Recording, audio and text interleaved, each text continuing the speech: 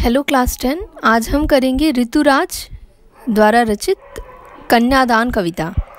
ऋतुराज के बारे में जानेंगे, इनकी कविताओं के बारे में जानेंगे कि इनकी कविताओं में हम देखेंगे सामाजिक शोषण और विडंबनाओं का यथार्थ चित्रण प्रस्तुत हुआ है और इन्हें अपनी रचनाओं के कारण इन्हें पहल सम्मान, बिहारी सम्मान, परिमल सम्मान, मीरा पुरस्कार, सोमदत्त सम्मान, सुब्रमण्यम भारतीय हिंदी सेवी सम्मान आदि से विभूषित किया गया है। और यहाँ हम जो पढ़ने जा रहे हैं कन्यादान कविता, तो देखते हैं। कन्यादान कविता आपके पास होंगी क्योंकि आपके पास कविता है, तो कविता का हम भावार्थ देखते हैं।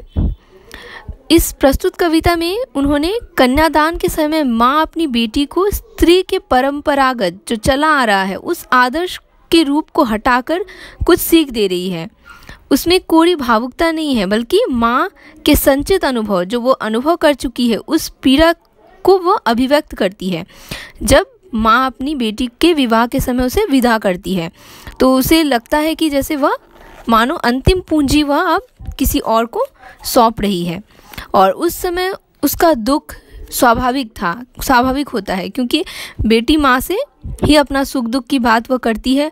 और माँ दुखी इसीलिए थी क्योंकि उसकी पुत्री अभी बहुत सयानी नहीं है, बहुत बड़ी नहीं हुई है, उसमें संसार की चालाकी की समझ अभी नहीं है, उसे ससुराल पक्ष के कठोर सच्चाइयों का और पुरुष प्रधान समाज जो हमारा समाज है, पुरुष प्रधान समाज के बंधनों का ज्ञान नहीं है। इसीलिए वह खुश है कि उसका विवाह हो रहा है।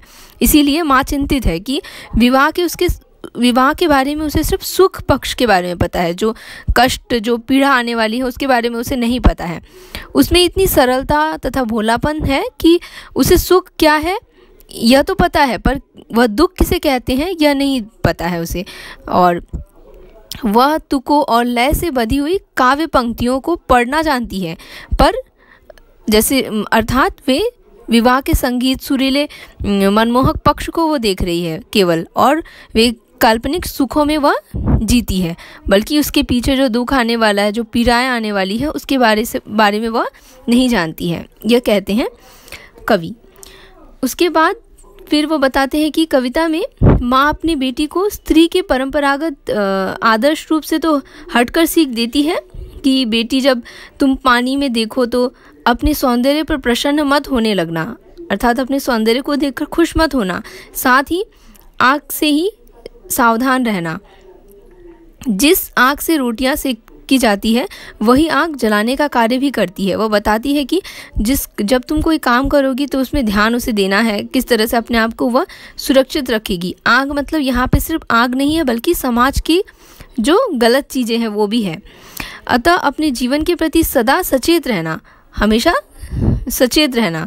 इतना ही नहीं, माँ अपनी बेटी को आभूषणों के प्रति स्त्री मोह की कमजोरी, क्योंकि स्त्रियां अधिकतर आभूषणों के प्रति बहुत कमज़ोर होती है और उन्हें वो मिल जाए तो वह बहुत खुश हो जाती है, और उसका भी ज्ञान कराती है। और वो कहती है कि तुम वस्त्रों और आभूषणों के मोह में मत पड़ना, उनके लोभ में या फिर उनके प्रति मोह में पड़कर तुम सारी चीज़ें भूल मत जाना।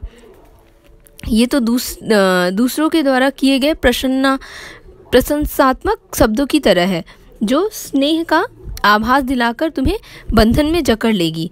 और ये सब क्या है? प्रशंसा करने वाले शब्द हैं, जो कि प्रशंसा के लिए हम किसी के लिए प्रयोग में लाते हैं, पर असल में हम उसको अपने बंधन में बांध लेते हैं। ससुराल में रहकर तुम लड़की की तरह मर्यादा भरा आचरण करना, लेकिन एक सामान्य और कमज़ोर लड़की की तरह किसी के अत्याचार को सहकर दुर्बल मत बनना। वो कहती है कि अपनी बेटी से कि तुम मर्यादा भरा आचरण जरूर करना लड़की की तरह, पर ऐसा नहीं है कि उस आचरण की इसमें वह सामान्य और कमज़ोर लड़की की तरह दुर्बल हो जाए। और फिर आगे वह कहती है कि तुम हमेशा अपने पति के द्वारा जो होने वाला अत्याचार या शोषण का साहसपूर्ण विरोध करना, ताकि लड़की को भी कभी कमज़ोर ना समझा जाए। माँ अपनी लड़की को सलाह तो देती है कि तुम मन से लड़की की तरह भोली, सरल और निश्चल रहना, परंतु लोक व्यवहार में साधारण रहना। लोक व्यवहार, जो आम जनों के बीच जो व्यवहार करना है, उस समय तुम साधारण रहना। अपनी सरलता प्रकट न होने देना, वरना लोग तुम्हें मूर्ख बनाकर तुम्हारा शोषण करेंगे। वो कहते हैं कि तुम भोली और सरल जरूर रहना, पर जब लोग, जो समाज के लोग होंगे, उसके साथ जब व्यवहार करोगी तो अपना यह रूप, सरलता का रूप जो है वह उनको मूर्खता का रूप न लगे, ताकि वह शोषण कर पाए तुम्हारा। इस तरह का व्यवहार तुम मत करना। तो ये सब सीख एक माँ अपनी बेटी को विवाह के समय, विदाई के समय वह देते हैं। इस तरह से प्रस्तुत कविता में कवि ने स्त्री जीवन के प्रति कवि की गहरी संवेदनशीलता को प्रकट किया है, और कवि ने स्त्री के लिए कोमलता के गौरव में जो छिपी हुई कमजोरी का जो उपहास उड़ाया जाता है, उसका विरोध किया है। और कविता में सिर्फ कोरी भावुकता नहीं, बल्कि माँ का संचित जो अनुभव है, उस पीड़ा को अभिव्यक्त किया गया है। तो यह है इस कविता का भावार्थ, जिसे आपको अपनी कॉपी में लिखना है। धन्यवाद।